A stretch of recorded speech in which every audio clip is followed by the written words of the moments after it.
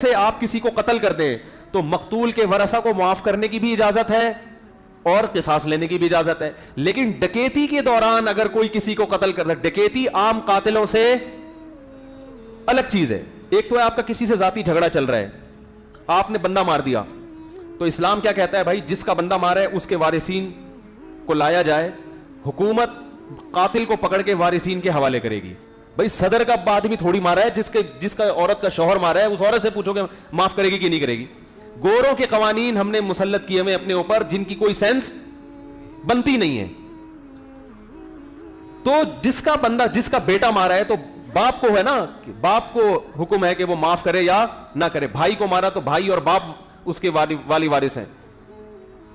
तो किसास अलग चीज है और हद, अगर कोई जाती दुश्मनी की बुनियाद पर किसी को कत्ल कर देता है तो मकतूल के वारिसों को, शौहर को कत्ल किया, बीवी अपने शौहर के कातिल को गोली भी मार सकती है और माफ भी कर सकती है, दियत भी ले सकती है, क्योंकि नुकसान किसका हुआ, बोल लो ना यार, औरत का नुकसान हुआ।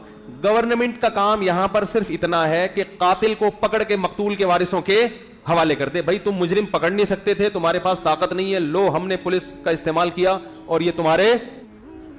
और एक कत्ल वो होता है जो डकैती के जुमरे में आता है, जाती दुश्मनी नहीं है, मोबाइल छीन रहा है लोगों से, बाइक छीन रहा है गन पॉइंट पे, पर्स छीन रहा है, या घर में डाकू घुस के डकैती करते हैं। तो ये अगर किसी बंदे को कत्ल करें या ना करें, ये अगर पकड़ाई में आ जाए तो फिर जिनका नुकसान हुआ है उनको मुआफ करने की इजाजत, बोलो ना भाई, नहीं है। आई बात समझ में? क्यों? उस कातिल जिसने किसी शख्स को जाती दुश्मनी की बेस पे कत्ल किया, वहां कातिल को मुआफ करने का भी ऑप्शन और ना करने का भी ऑप्शन, मुआफ करने की तरगीब दी शरीयत ने, क्योंकि वहां मुआफ करने में मुआशरे को क्या है, फायदा है। फायदा यह है कि कातिल सारी जिंदगी मकतूल के वारिसों का एहसान मानेगा, क्योंकि वो कातिल कोई फसादी नहीं है, उसने जाती दुश्मनी की बुनियाद पर एक बंदे को मार दिया, तो सारी जिंदगी दबा रहेगा वो मकतूल के वारिसों से, नजरें नहीं मिलाएगा कि मैंने इनका बंदा मारा और फिर भी इन्होंने मुझे माफ कर दिया। मुमकिन है ये इस शर्म से जमीन में गड़ जाए और आइंदा के लिए तौबा करे और इस्लाह करे, कुछ भी कर सकता है, जैसे कि बहुत से लोग इस तरह किया उन्होंने। लेकिन जो आदमी मोबाइल छीनने के लिए बंदे मार देता है, और ये आदमी को अगर आप माफ करेंगे, गवर्नमेंट माफ करेगी, तो गवर्नमेंट का तो कुछ बिगड़ा ही नहीं है ना।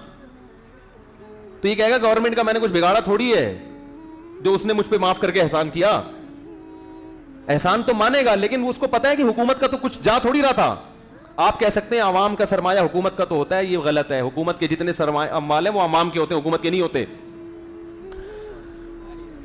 लेकिन वही पब्लिक से लेके बूढ़ों पे दे रही है। और इस्लाम क्या कहता है कि जिसका बूढ़ा है बेटा उसको खुद खर्च कर ले, उसको ओल्ड होम में जमा क्यों करा रहे हो भाई? नहीं आ रही भाई, जिसका बेटा है वो अपने बाप पे खर्च करे तो ताल्लुकात क्या होंगे बाप और बेटे के दरमियान अच्छे। लेकिन वो वहां क्या हो रहा है, बेटा बाप पे खर्च नहीं कर रहा, हुकूमत बेटे से लेके किस पे खर्च कर रही है, बाप पे। तो बाप समझता है कि मुझे कौन दे रही है, गवर्नमेंट, और बेटा समझता है कि गवर्नमेंट ने जबरन मुझसे क्या वसूल कर रही है, टैक्स। ठीक है ना? तो मोहब्बत के अलावा हर चीज प्रोमोट हो रही है। समझ रहे बात को? नहीं समझ रहे तो भी ठीक है, तो भी ठीक है, चलता है। तो मैं ये कर रहा था कि क्या बात कर रही थी यार ये, हाँ, यहां डाकू को मुआफ करने की अल्लाह ने हुकूमत को भी इजाजत नहीं दी। और डकैती के दौरान किसी का इंतकाल, कोई कत्ल हो गया, तो ये नहीं है कि हुकूमत मकतूल के वारिसों से पूछेगी कि बताओ माफ करना है या सजा देनी है। शरीयत में इसकी इजाजत नहीं है। अल्लाह कहते हैं यहां माफी का ऑप्शन नहीं है। गिरफ्तारी से पहले तौबा कर लेता तो माफी का ऑप्शन था, और तौबा भी ऐसी हो कि इसके हालात से लगे कि वाकई तौबा की है। यहां भी अल्लाह ने यह नहीं कहा कि बस अच्छा गुमान रखो, भाई तौबा कर ली होगी छोड़ दो उसको, ना ना ना ना ना। दिलों के हालात अल्लाह के सिवा कोई नहीं जानता, क्योंकि ये एक मुजरिम है, रियासत का, लोगों का मुजरिम है। तो फुकाहा ने बयान किया है कि सिर्फ जबानी कलामी तौबा काफी नहीं है, उसके हालात से और आइंदा लाइफ स्टाइल से ये झलकने लगे कि वाकई इसने साबिक जिंदगी से तौबा कर ली है।